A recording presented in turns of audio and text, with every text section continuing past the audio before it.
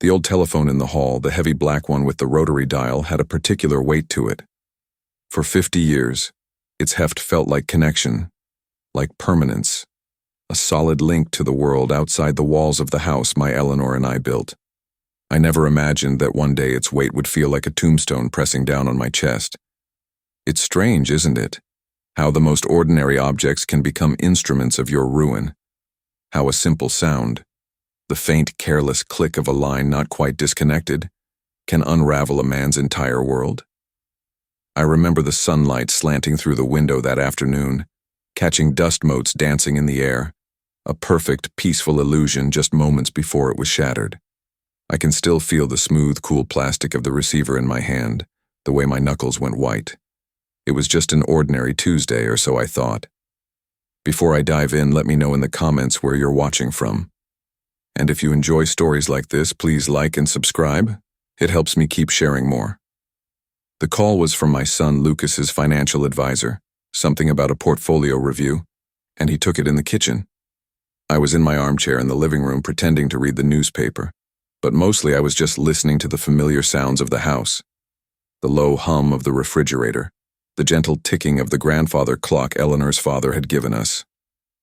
These sounds were my life's quiet symphony, the background music to my grief since she'd passed. When Lucas and his wife Chloe moved in 6 months ago, they brought new sounds with them. The frantic tapping of keyboards, the endless chiming of their phones, the hushed, urgent whispers that would stop the moment I entered a room. They said it was to take care of me, to make sure their old man wasn't lonely in this big, empty house. I was grateful, I truly was. But a part of me felt like a ghost in my own home, a relic they had to step around. Lucas finished his call with a cheerful, "All right, talk soon, bye now," and I heard the clatter of the receiver being placed back on its cradle. Or so I thought.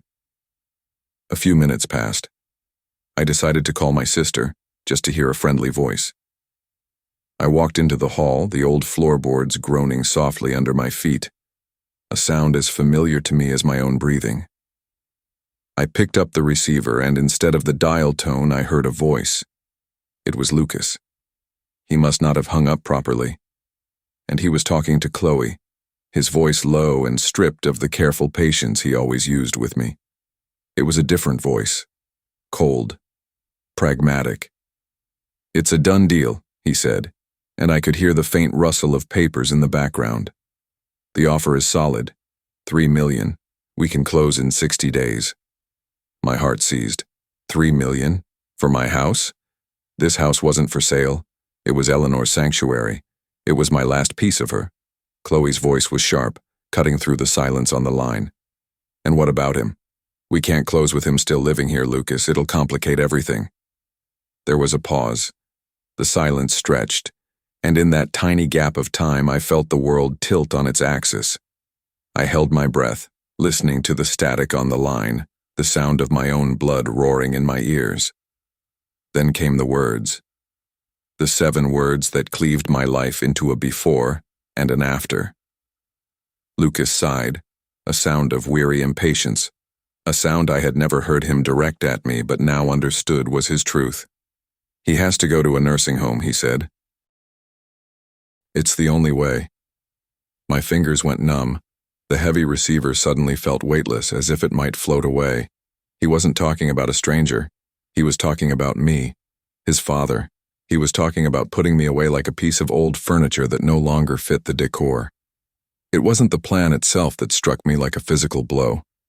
It was the sound of his voice. There was no sadness in it, no conflict. Just the flat, sterile tone of a man solving a logistical problem.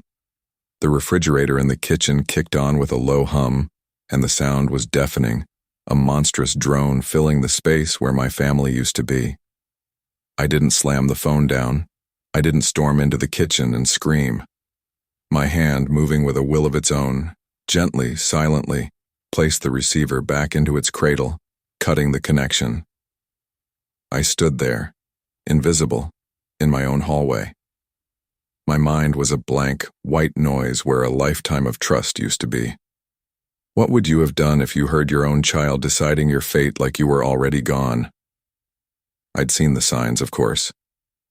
The way Chloe would look at Eleanor's old china cabinet with a dismissive little frown.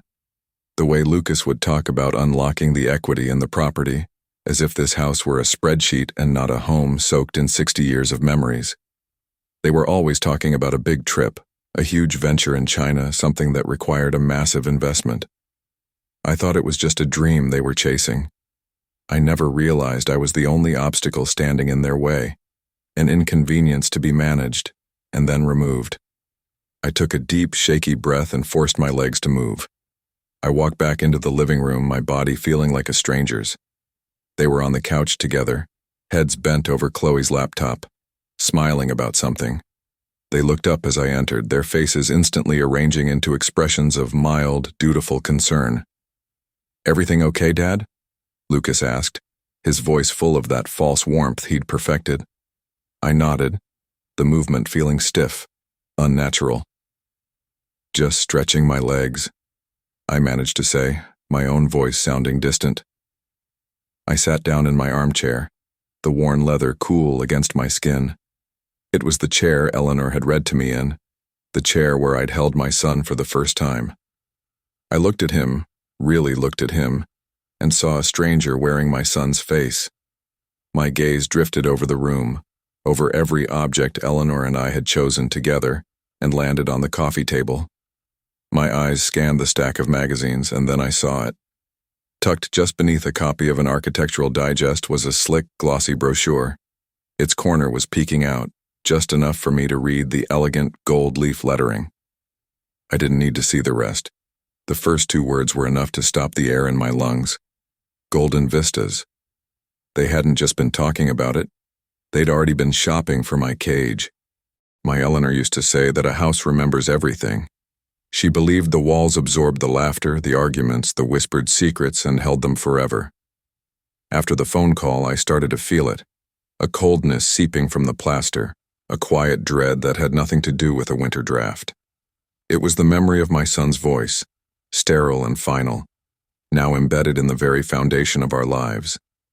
How do you fight a ghost that wears your own child's face, a phantom that walks the halls of your home and methodically plans your erasure? I'd spent the night in my armchair, watching the moonlight shift across the floorboards, each beam illuminating another memory, another ghost. I saw Eleanor, her hands dusted with flour, humming in the kitchen.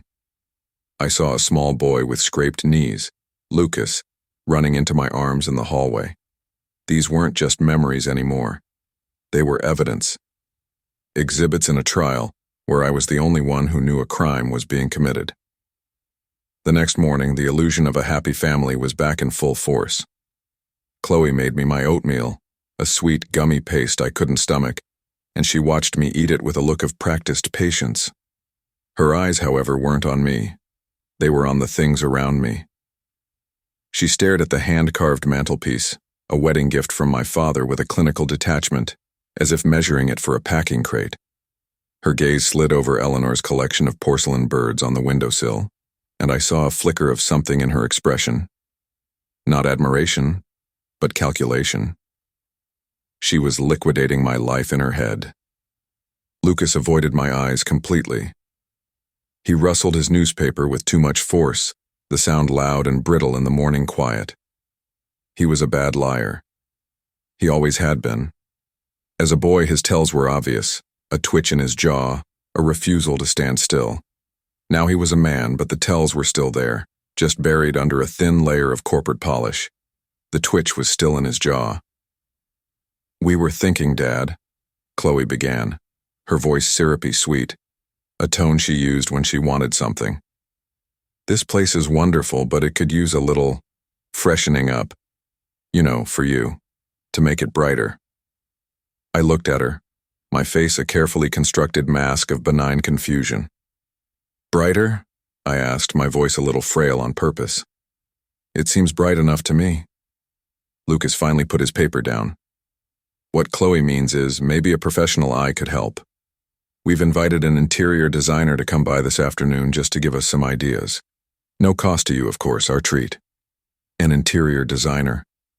The lie was so bald, so insulting in its simplicity, that a cold, hard knot of anger formed in my gut. They thought I was a fool, a doddering old man who wouldn't see past the pretty words. I looked from his face to hers, this united front of deceit. Do you think I was too forgiving here? Or was it just the calm before the storm? I gave them a slow, tired smile. Well, that sounds lovely, I said softly. A new perspective is always nice. I saw the relief wash over them, a shared, silent exhale. They had cleared another hurdle. The old man was compliant. The afternoon sun was casting long shadows across the living room when the doorbell chimed. It wasn't an interior designer who walked in. I knew it the moment I saw her. Her name was Ms. Albright, and she had the sharp, predatory eyes of a hawk and a smile that didn't reach them. She wasn't here to talk about paint swatches and throw pillows. She was here to assess the value of the kill. She walked through the rooms, her heels clicking on the hardwood floors like a death watch beetle. Lucas and Chloe flanked her, pointing out features with a salesman's forced enthusiasm. Original crown molding, Lucas would say. Solid oak flooring throughout, Chloe would add. Ms. Albright would just nod, her eyes scanning, absorbing, monetizing every inch of my life. I watched them from my armchair, a silent, invisible observer. I saw her run a finger along Eleanor's rosewood piano, not with appreciation, but to check for scratches. I saw her glance out at the garden, not at the blooming roses my wife had nurtured for decades, but at the size of the lot, her lips silently mouthing numbers. She was dissecting my home, stripping it down to its bones, its square footage, its market value. She wasn't seeing a home at all. She was seeing a product. And I, sitting in the corner, was just part of the inventory that needed to be cleared out.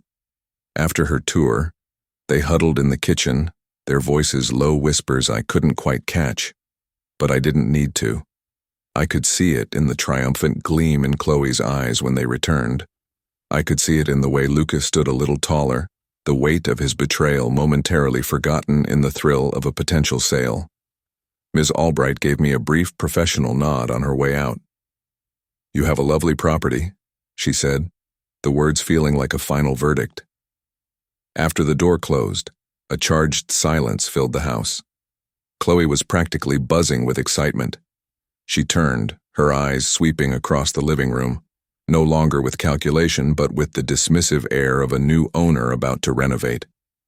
Her gaze landed on the wall of photographs above the fireplace. Our wedding, Lucas's christening, family vacations, a lifetime captured in silver frames. She let out a small, impatient sigh. "Well," she said, mostly to Lucas, but loud enough for me to hear every syllable. "All this old clutter will have to go, of course. No one wants a house that feels like a museum to someone else's life." And there it was. It wasn't about the money. It wasn't just about the house. It was about erasing us. Erasing Eleanor. My breath caught in my throat. My wife's memory wasn't a treasure to them. It was clutter. A problem to be disposed of along with the old furniture and the outdated wallpaper. I looked at the photograph of Eleanor, taken just a year before she passed. Her smile so full of life it felt like she could step right out of the frame. Her life wasn't clutter. It was the only thing holding these walls up. In that moment, something inside me shifted. The grief and the shock hardened into something else, something cold and sharp and resolute. They had made a fatal error. They thought they were dealing with a frail old man. They had no idea they were dealing with Eleanor's husband. Grief is a patient thief. It takes things from you slowly at first, your appetite, your sleep, your ability to imagine a future. Then it gets bolder. It starts stealing entire days, blurring them into a fog of quiet sorrow. But the cruelest thing it ever stole from me was my fight. Since Eleanor's passing, I had allowed myself to become a spectator in my own life, a passive recipient of my son's condescending care. But hearing Chloe dismiss my wife's memory as clutter, that woke something up. It was a cold, quiet rage, not a fiery explosion, but the deep, glacial anger of a man who has nothing left to lose. I knew then I couldn't just be angry. Anger was a fuel, but it wasn't a plan. What I needed was a weapon. And in a war of whispers and deception, the best weapon is the truth. The problem was, my truth was locked away, buried under years of dust and forgotten promises. I just had to find it. The next few days, I played my part beautifully. I was the docile, slightly confused father they wanted me to be. I ate the bland meals, nodded at their talk of downsizing for my comfort, and even let Chloe pack away some of Eleanor's porcelain birds into a cardboard box, each one a tiny stab to my heart. "Just to keep them safe from the dust, William," she'd said, her voice dripping with false concern. I watched her wrap each delicate figure in tissue paper, her movements efficient and unsentimental, and I felt a profound sense of regret. I had let them in. I had mistaken their ambition for affection, their pity for love. What would you have done if your own son was dismantling your life right in front of your eyes? They were so confident, so sure of their victory, that they grew careless. They left bank statements on the kitchen counter, documents from a holding company I'd never heard of, and flight itineraries for a 2-month business trip to Shanghai and Beijing. They were moving quickly, tying up loose ends, preparing to cash in their inheritance before I was even gone. They thought I was oblivious, lost in my memories. But I was watching. I was listening. I was gathering the pieces of their betrayal. My mission began in the one place they never went, the attic. It was Eleanor's domain, a dusty sanctuary of labeled boxes and forgotten treasures. Climbing the rickety pull-down stairs felt like ascending into the past. The air up there was thick with the scent of old paper and cedar, the smell of time itself. Moonlight filtered through a single grimy porthole window, illuminating towers of boxes that held our entire life together. I was looking for one box in particular. It was an old military footlocker from my time in the service, and Eleanor had used it to store the most important documents, birth certificates, marriage licenses, old love letters, and I hoped the one thing that could stop them. I worked by the dim light of a flashlight, my hands trembling slightly, not from age, but from a potent mix of fear and adrenaline. My fingers, rough and calloused from a lifetime of working with my hands, brushed against the brittle edges of old photographs and yellowed newspaper clippings. Each touch was a memory. Finally, my light landed on it, tucked away behind a stack of my old engineering textbooks, the heavy green footlocker. My heart hammered against my ribs as I lifted the heavy lid. A wave of mothballs and memory washed over me. Inside, nestled among bundles of letters tied with faded ribbon, was a thick manila envelope. My name was written on the front in Eleanor's elegant, looping script. With shaking hands, I pulled out the contents. It wasn't just the deed to the house, which I expected. It was something more. It was the original architectural blueprints, the survey maps, and a series of legal documents I hadn't looked at in over 50 years. My eyes scanned the dense legalistic text, my mind struggling to catch up. And then I saw it. A covenant. A restriction written into the original deed when we first bought the land from an old farmer who loved this patch of earth as much as we did. He made us promise we would never subdivide, never build anything but a single-family home, and that the property would be used for residential purposes only. It was a promise made on a handshake and then legally bound in ink. But that wasn't the important part. The important part was a secondary clause Eleanor, ever the pragmatist, had insisted upon. A clause I had completely forgotten. It stipulated that in the event of my incapacitation or death, full and sole ownership of the property would not pass directly to our heir. Instead, it would be transferred into a trust she had set up years ago to be managed by her younger brother, my brother-in-law, Richard. A man Lucas and Chloe had systematically alienated and pushed out of our lives, calling him a meddling old fool. The trust's directive was explicit. The house was not to be sold. It was to be preserved, and its beneficiary, me and then after me, any grandchildren, could live in it but never liquidate it. The property was meant to be a legacy, not a windfall. They couldn't sell the house, not legally, not without Richard's signature, And Richard, who loved his sister more than anything, would never, ever betray her wishes. A low, shaky laugh escaped my lips. It sounded foreign in the silent, dusty attic. They had built their entire plan on a foundation of sand. They were trying to sell a house that wasn't theirs to sell. I sat there on the floor of the attic, the documents spread out before me like a battle map. The moonlight illuminated the faded ink, the legal jargon a symphony of salvation. They had made their move, confident in my weakness. They had no idea I was holding a royal flush. They thought they were just waiting for me to be moved into a home. They had no idea they were about to be evicted. I must confess something. A father's love can be a powerful form of blindness. For years I saw Lucas not as the man he was becoming, but as the boy he used to be. The one who needed me to check for monsters under his bed. The one whose face would light up when I came home from work. I see now that I indulged him too much, shielded him from the consequences of his own choices, and mistook his ambition for strength of character. I loved the memory of my son so fiercely that I failed to see the stranger who was growing in his place. Was I a monster for what I was about to do to him? Or was I just a father pushed too far, finally opening his eyes?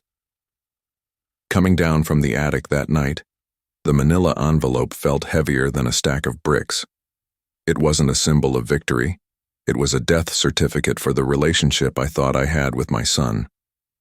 I tucked it safely back into the footlocker and pushed it deep into the back of my closet, behind my old wool coats that still smelled faintly of Eleanor's perfume.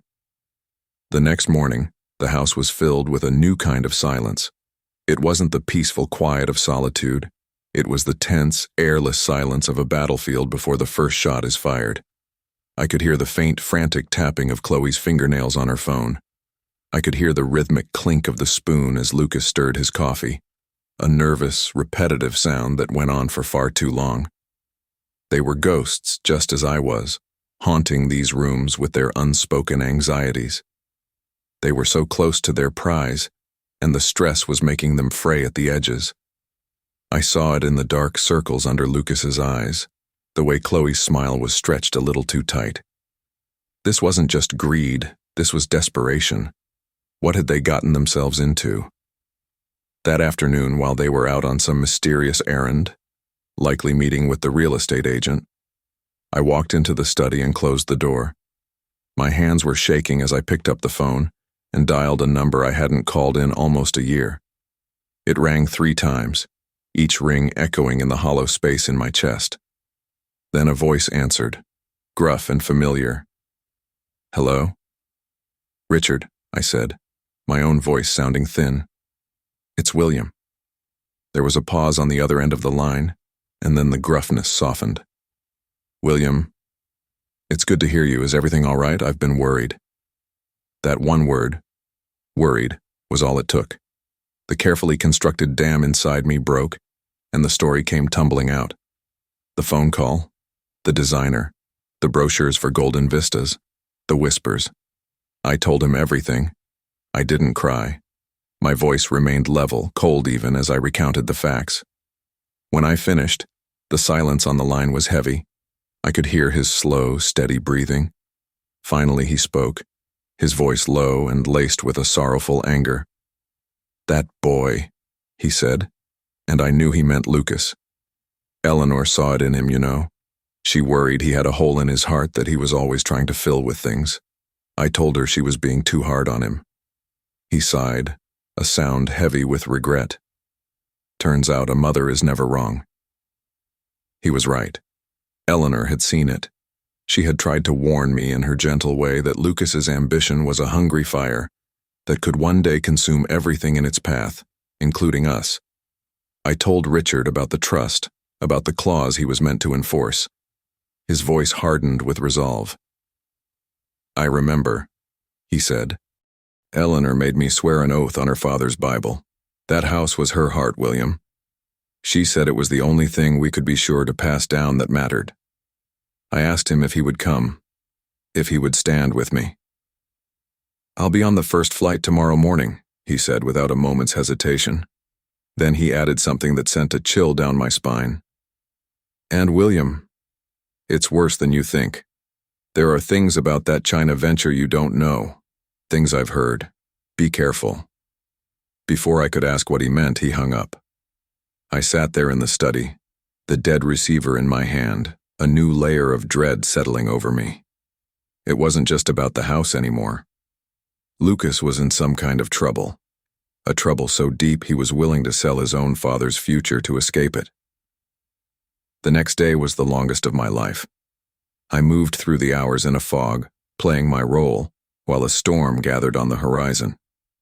Lucas and Chloe were giddy, almost euphoric. They had returned from their errand with takeout from a fancy restaurant and a bottle of expensive champagne. "A little celebration," Chloe announced, avoiding my eyes as she popped the cork. "To new beginnings." They thought they were celebrating their impending freedom, their $3 million escape. They raised their glasses, their faces flushed with success. I raised my glass of water, my hand steady, my expression unreadable. I watched them toast to my destruction, and I felt nothing but a profound, icy calm. They were so absorbed in their victory lap they barely noticed the time. They laughed and scrolled through pictures on their phones, showing each other resorts in Bali and luxury apartments in Shanghai. They were already spending the money. They were already gone. And then, at precisely 4:15 p.m., the doorbell rang. The sound cut through their laughter like a shard of glass. Chloe looked annoyed. Lucas sighed, wiping his mouth with a napkin. "I'll get it," he said, pushing his chair back. "Probably just a delivery." I didn't move. I just sat at the dining room table watching him. I heard him walk down the hall. I heard the deadbolt slide back. I heard him open the front door. There was a moment of absolute silence. Then I heard my son's voice, tight with shock and disbelief. "Uncle Richard, what on earth are you doing here?" Secrets have a sound. Before they're spoken, they exist as a pressure in the room, a change in the air that makes your skin prickle. The moment Richard stepped across the threshold, the entire atmosphere in our house changed.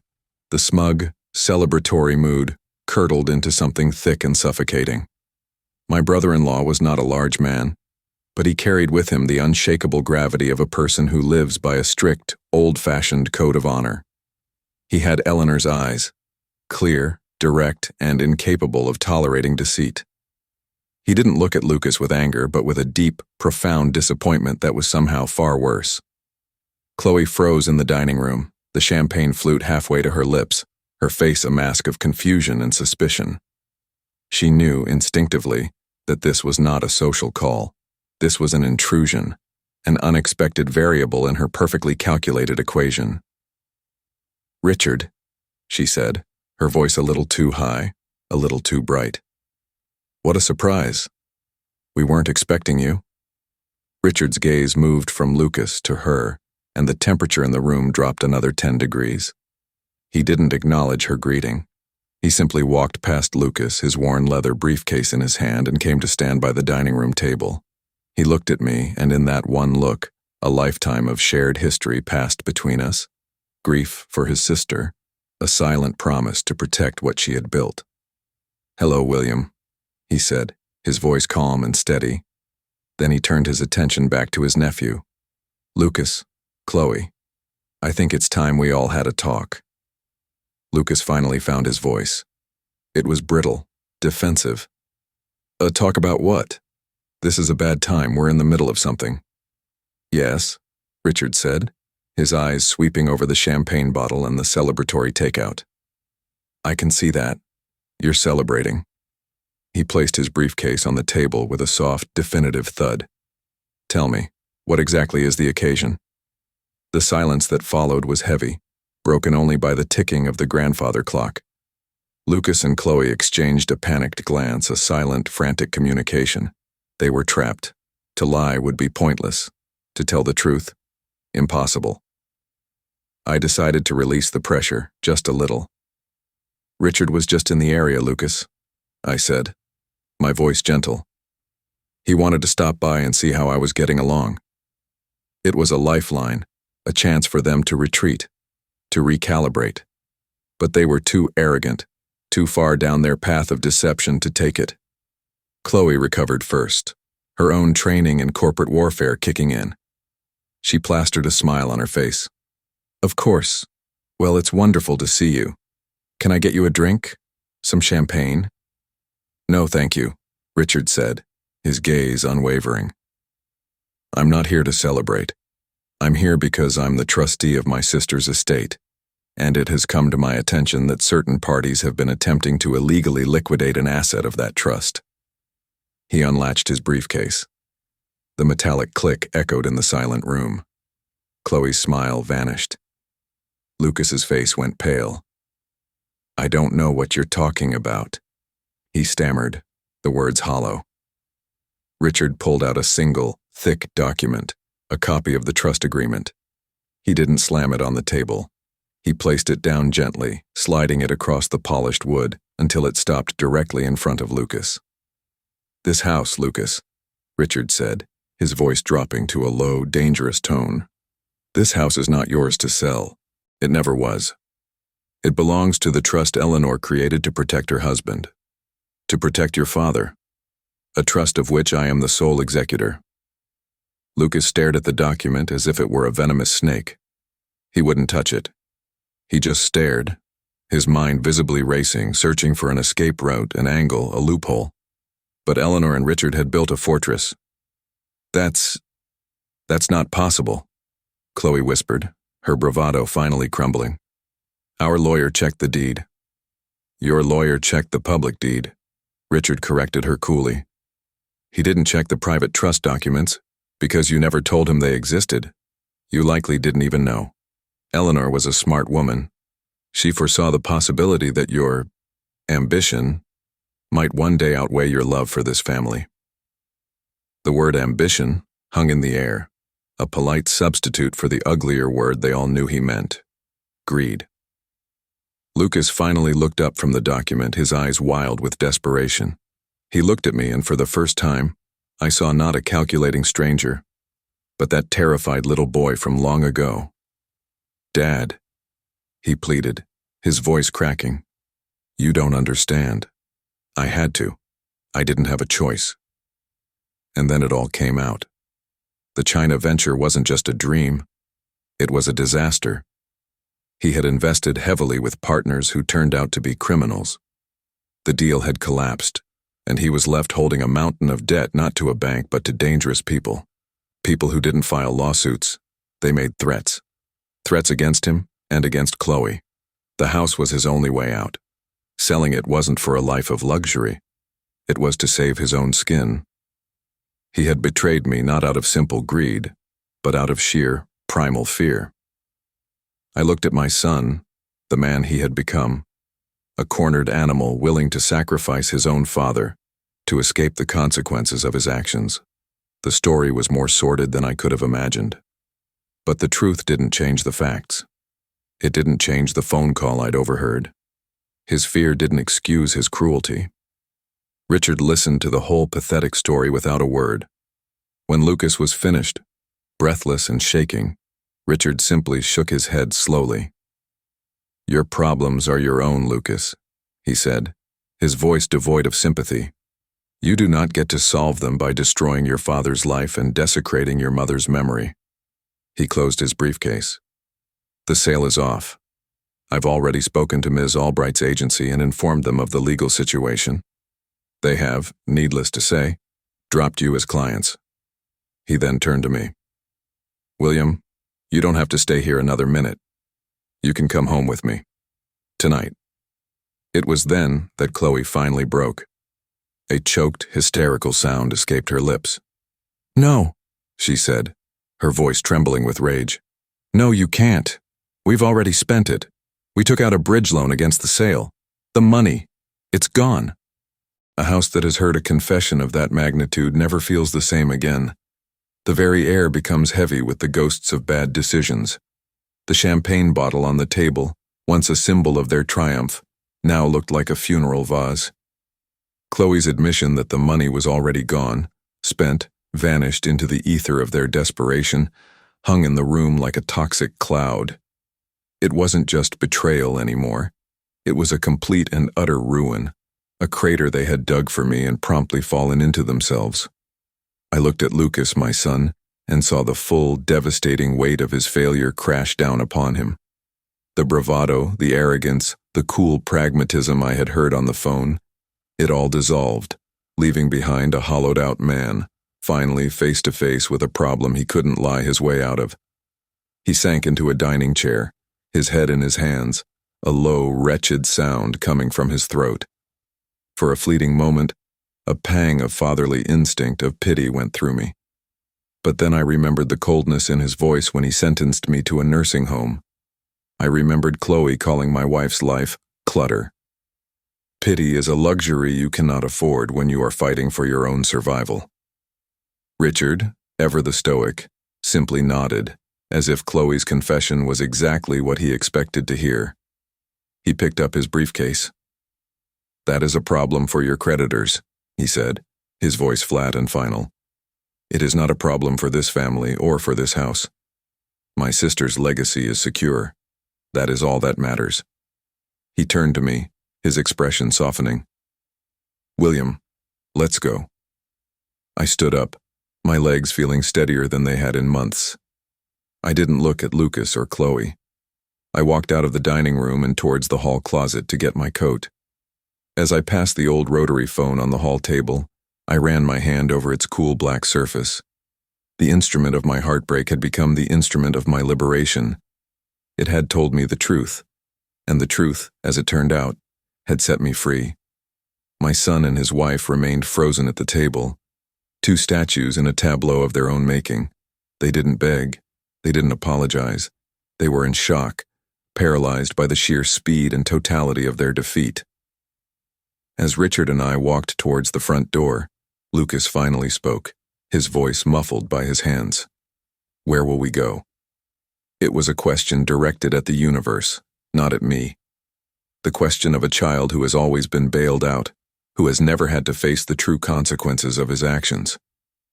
I paused, my hand on the doorknob, and for the first time I turned back to look at them.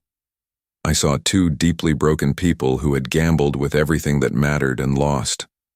I felt a profound, aching sadness, not for them, but for the family we could have been.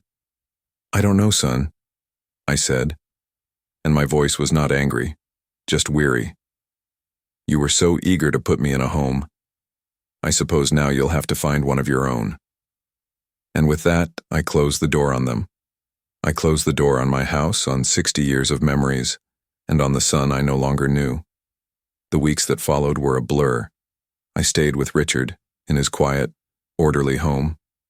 We talked for hours about Eleanor, about the old days, healing a wound that had been left to fester for too long. Lawyers were involved. The mess Lucas and Chloe had made was extensive, a tangled web of debt and deceit. They were forced to declare bankruptcy. The people they owed money to were not, as Richard had warned, the forgiving type. But that was their story now, not mine. The house sat empty. Richard, as trustee, had the locks changed. Legally, Lucas and Chloe had no right to be there. Their things were packed up and put into storage. I received a letter from them a month later, postmarked from a city I didn't recognize. It was a single page, filled with excuses, justifications, and a half-hearted apology that felt more like a demand for absolution. I read it once, then folded it and put it away. It changed nothing. About 2 months later, Richard drove me back to the house. It was a crisp autumn day, the leaves on the old oak tree a brilliant riot of red and gold. As we pulled into the driveway, I saw them, Lucas and Chloe.